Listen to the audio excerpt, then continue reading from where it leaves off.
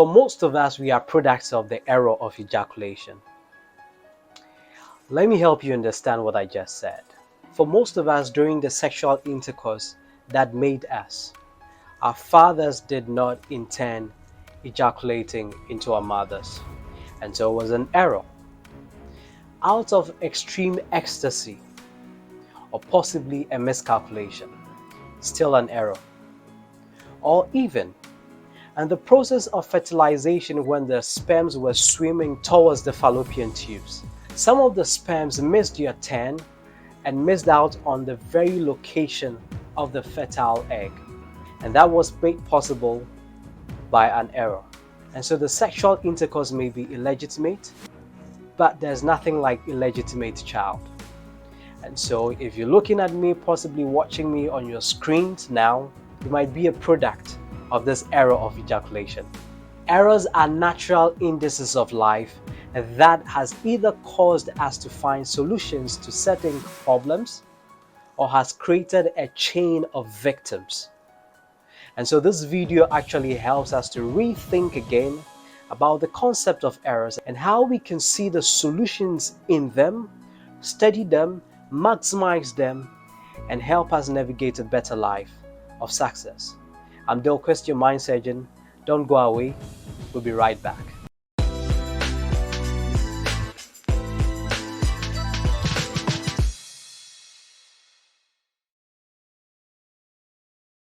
Welcome back. We are talking about errors. I'm going right into it. Tell me about any successful person in this world, and I can tell you that they are a function of corrected errors. Errors are something that actually happens to every man in life. I believe that you've heard the statement, to err is human. That statement is right, and I agree with it. As long as you remain a human being, you'd always make errors. But the problem is not about making the errors. The problem is what you don't learn about the errors and how you allow the errors affect your life negatively. And so what's an error? They're basically mistakes or inaccuracies that happens in the process or a system that result in a deviation of an intended outcome or purpose. And so if we go into the type of errors, we basically have three types of errors. We have random errors, which happens due to variability or chances that occurs in randomly measured processes. The second type of error is actually systematic errors.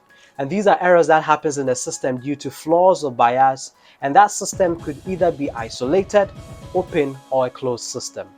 And the last type of error is a human error, and that's what this video centers around.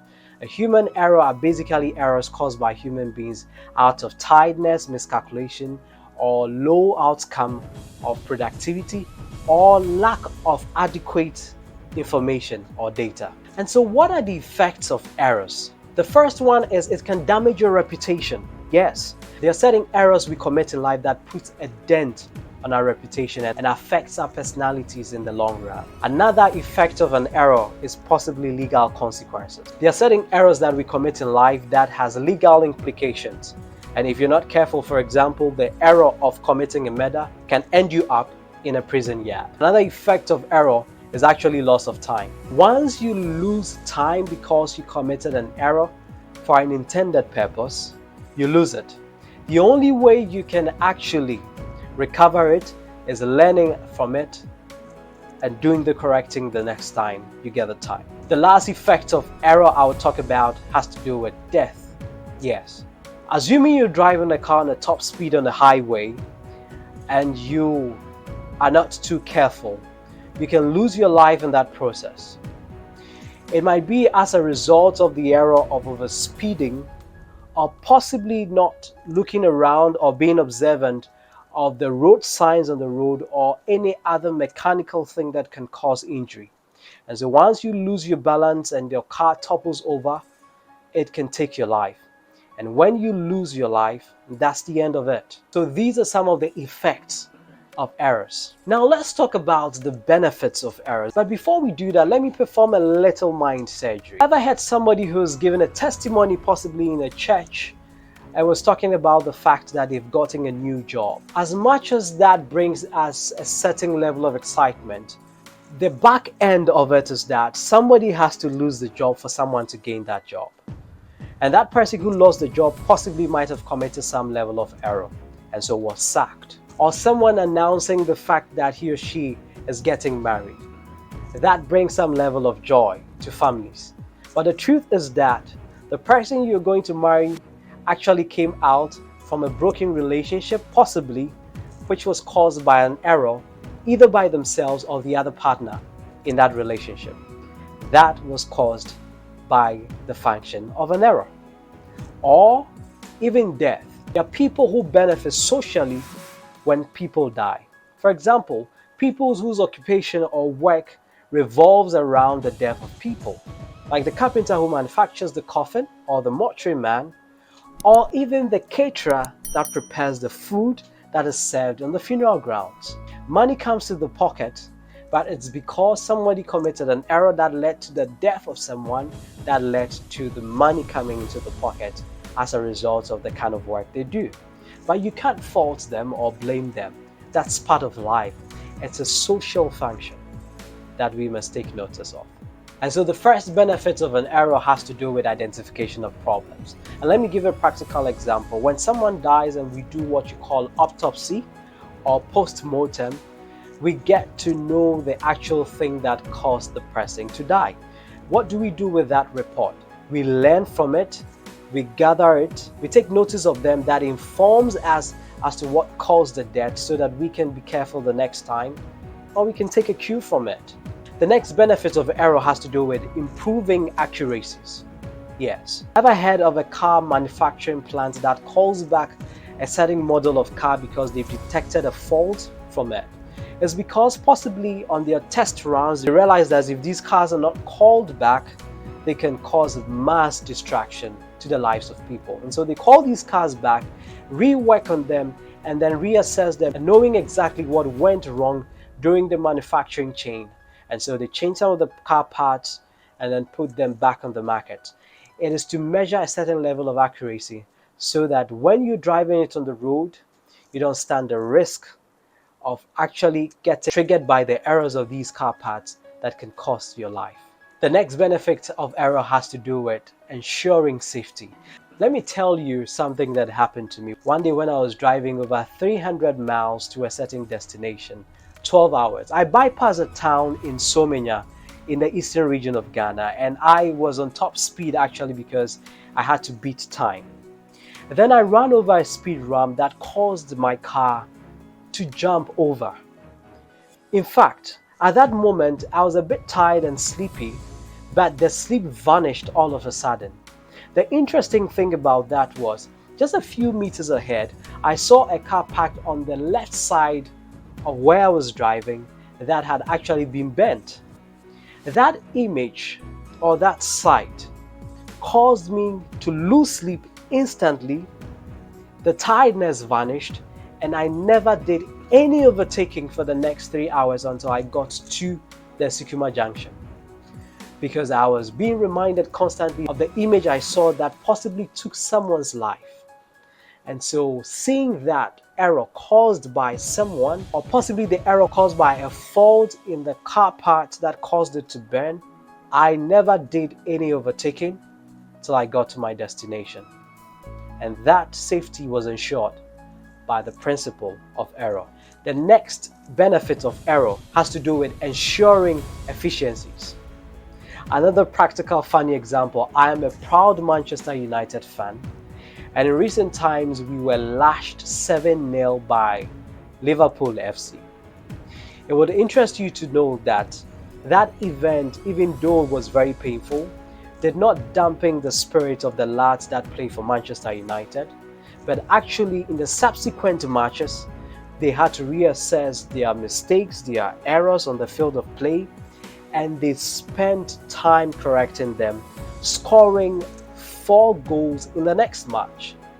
That helps us to secure the next stage in that competition. And in subsequent matches till date, we've not lost a match. And that was made possible by the function of an error. And it's because these players, together with the coach and the management, learned from setting errors in the field of play against Liverpool FC. And that is why we are arguably the best club in the entire universe. If you don't agree with me, you can debate with yourself. Yes. The last benefit of an error has to do with learning from the mistakes. Yes. And I'm not scared or shy to say this. I've made a mistake of voting for the government of the sitting president of Ghana, the president Nana Addo Dankwa Akufo-Addo, because he's a man that I believed in so much before he became president, with the things he believed in and the morals he had. It's interesting to know that he becoming a president brought some level of excitement and confidence again in the presidency when I thought that things were going to change. Things have actually changed for the worse. In fact, in my books, this government is the worst government I've ever seen. And I feel sad voting for him. Yes, I am not proud saying this, but the interesting thing is that I know exactly who I'm going to vote for in the coming elections in Ghana. And that has to do with John Dramani Mahama. Not because of anything, but because I have seen his governance before. And I've assessed his errors and mistakes, and there are things I can deal with it. At least, I know when he comes, he might do better. And this is not to campaign for him, it's just sharing my personal opinion, because I have learned out of my lessons voting for the governance of Nana Addo Dankwa Akufo-Addo. You may not agree with this. It doesn't make me a member of the party or a member of the other party. I voted based on the manifestos, and truthfully speaking, this government has failed as far as their manifesto is concerned, except for the implementation of the free SHS. Aside that, I don't see any other thing. And so let me say this, watching this video, sit down and assess your life.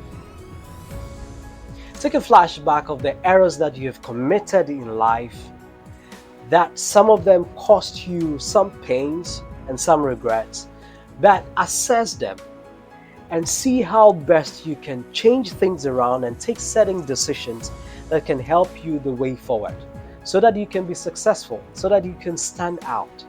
It is when we try to learn from these errors that we become better people.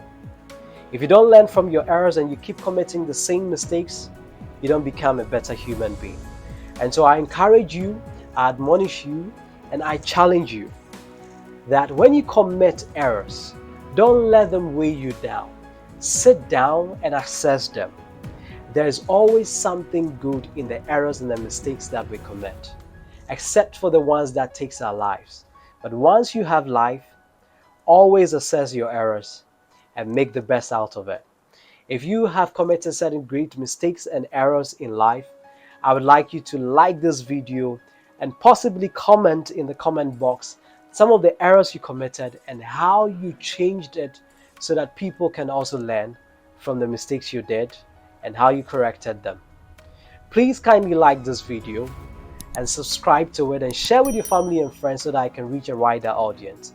I am DALE QUIST, your mind surgeon, and I'll always tell you, let your mind do the conversations, and always look out for the next video on this very channel. I'm out, and take care of yourself.